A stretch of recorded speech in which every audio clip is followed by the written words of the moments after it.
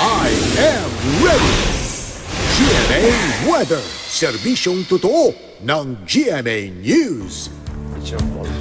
Hi, good morning, Susan. Ay, sabi ni Igan, it's your fault.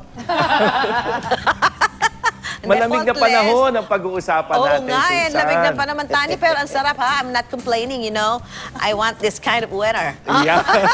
Totoo yan, Susan. Marami ang nagsasabing sana magtuloy-tuloy ito. Pero yun nga, sabi natin, hindi pwedeng lahat ay walang katapusan. Grabe, talagang may lamang ka na Ano ba, naman. malibig ba ngayong araw?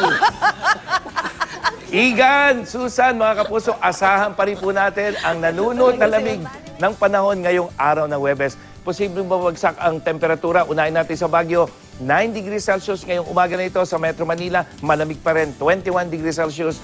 Diyan sa Tanay at Tagaytay, 16 at 17. At sa Cebu at Davao, bahagyang mas mainit, pero malamig pa rin sa kanila yan, 23 at 24 degrees Celsius.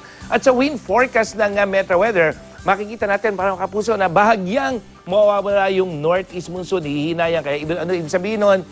Bahagyang mababawasan yung lamig na nanarasan natin nitong mga nakaraang araw. At bukod po sa amihan, mga kapuso, ay may umiiral din na buntot ng cold front o yung pagsasanib naman ng amihan at easterlies. May dala itong ulan at thunderstorm at sa ngayon ay apektado nito ang Mindanao. Dahil dyan, nakataas ang orange rainfall warning dyan sa Davao Region at sa mga probinsya ng Surigao del Sur at Agusan del Sur. Babala ng Pag-asa, mataas po ang banta ng baha at landslide at posible po yun, yung landslide. Yellow rainfall warning naman ang itinaas sa rehiyon ng Sorsogon at sa mga probinsya ng Misamis Oriental, Camiguin, Bukidnon, Lanao del Norte, Lanao del Sur, Agusan del Norte, Surigao del Norte, Dinagat at Maguindanao, kasama na ang mga syudad ng General Santos at Cotabato. Posible rin po ang pagbaha sa mga mabababang lugar at yung mga malapit sa ilog.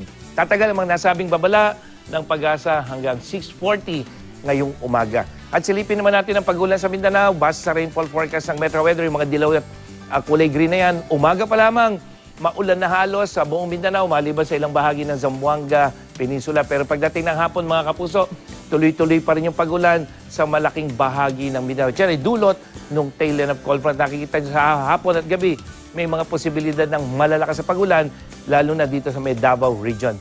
Sa Visayas, may mahinang pag-ulan dyan sa eastern section. Umaga pa lamang yan, lalo na sa may southern Leyte. Central at western section, may hinang pag-ulan ang inaasahan, lalo na sa hapon. At sa southern section ng Luzon, may ulan sa Mindoro provinces, ilang bahagi ng Bicol, hanggang dyan sa may Quezon. Pero the rest of southern Luzon, lalo sa Calabarzon, kasama Metro Manila, mababa po ang tsansa ng ulan.